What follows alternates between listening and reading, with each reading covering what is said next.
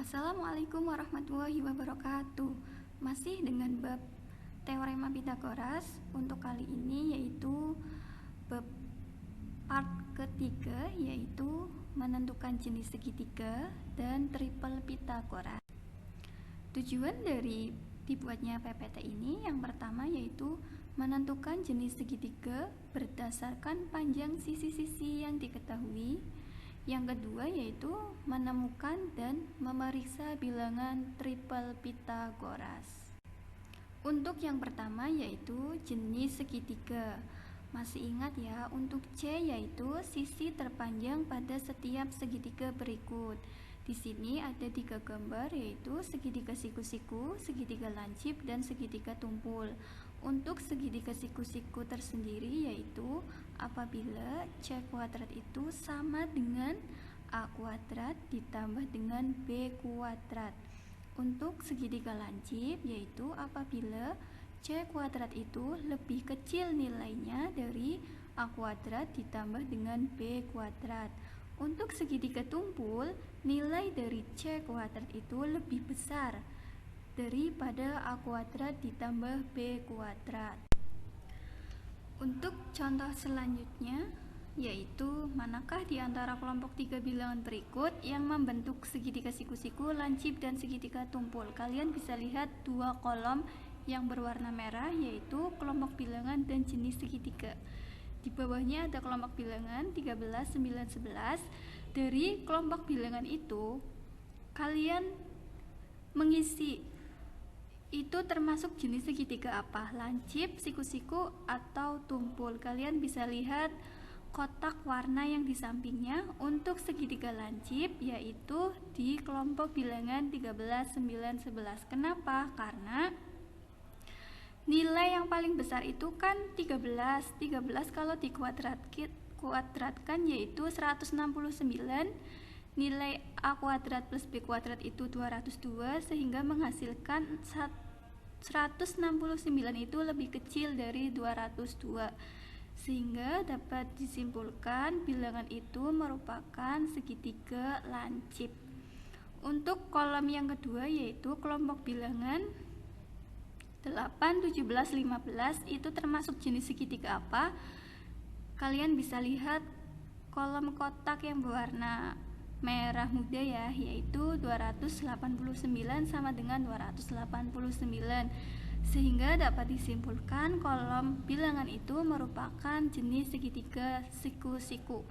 Untuk selanjutnya yaitu 12, 16, 5. Kalian bisa lihat caranya di kotak yang berwarna pink, yaitu menghasilkan angka 256 itu lebih besar dari 169, sehingga kelompok bilangan itu merupakan jenis segitiga tumpul. Untuk poin B yaitu triple Pitagoras, yaitu 3 bilangan yang dapat membentuk suatu segitiga siku-siku. Kita langsung ke contoh. Apakah kelompok bilangan 3, 4, dan 5 merupakan triple Pitagoras? Jawabannya yaitu kita cari dulu. Untuk C itu nilainya yang paling besar ya, yaitu angka 5. C sendiri kita kuadratkan sehingga menghasilkan nilai 25. Untuk A 3 dan B itu 4, sehingga didapat 25. Sama ya, C itu sama dengan nilai A kuadrat dan B kuadrat, sehingga dapat disimpulkan 3 bilangan itu jelas, yaitu bilangan triple Pitagoras. Untuk contoh triple Pitagoras yaitu manakah di antara kelompok 3 bilangan berikut yang merupakan triple Pitagoras? Kelompok bilangan yang poin A yaitu 10, 12, 14, yang poin B yaitu 7, 13, 11. Untuk menjawab pertanyaan ini kalian lihat penyelesaian di bawah. Untuk poin A 10, 12, 14 kalian cari nilai yang terbesar yaitu 14. 14 itu berarti nilai dari C. C itu kalau dikuadratkan menghasilkan nilai 196. Untuk A 10, B 12. Untuk poin A dan B terserah kalian mau ambil 10 atau 12 nya. Dijumlahkan 10 kuadrat ditambah 12 kuadrat yaitu menghasilkan 244. 196 itu lebih kecil daripada 244, sehingga dapat disimpulkan bilangan itu bukan merupakan bilangan triple Pythagoras, karena yang merupakan bilangan triple Pythagoras yaitu akan membentuk segitiga siku-siku. Kalau yang ini berarti membentuk segitiga lancip karena nilai C-nya itu lebih kecil ketimbang nilai A plus B-nya. Untuk yang poin B yaitu 7, 13, dan 11. Untuk C-nya itu yaitu nilai yang paling besar 13. 13 kalau dikuadratkan menjadi 169. Poin A dan poin B-nya itu 7 dan 11 kalau dijumlahkan didapat yaitu nilai 170. Sehingga dapat disimpulkan untuk poin B bukan bilangan triple Pythagoras karena nilai C-nya itu lebih kecil ketimbang nilai A plus B, yaitu merupakan jenis segitiga lancip. Untuk contoh selanjutnya yaitu ada sebuah bingkai jendela, terdapat gambar ya di sini. Kalau dilihat secara kasat mata, jendela tersebut membentuk suatu persegi panjang. Belum tentu karena jika dihitung dengan matematika bukan berarti jendela tersebut merupakan persegi panjang.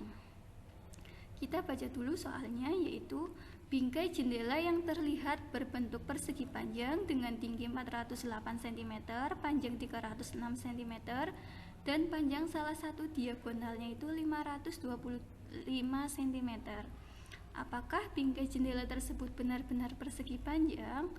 Penyelesaiannya, kita ambil nilai yang paling besar yaitu 525, itu merupakan nilai C-nya. Kalau kita kuadratkan akan bernilai 275.625. Untuk nilai A dan B 408 poin A dan B itu 306. Kita jumlahkan menghasilkan 260.100. Karena nilai C-nya itu lebih besar ketimbang nilai A plus B sehingga akan membentuk suatu segitiga tumpul. Jadi untuk gambar bingkai jendela yang di atas itu bukan persegi panjang. Untuk selanjutnya yaitu kalian latihan ya. Di sini terdapat soal, kalian jawab dulu seperti biasa. Nanti jawabannya bisa dikirim lewat di foto, terus dikirim lewat classroom. Dari Bu Arofah sekian. Kalau misalkan ada yang belum jelas bisa ditanyakan. Terima kasih. Wassalamualaikum warahmatullahi wabarakatuh.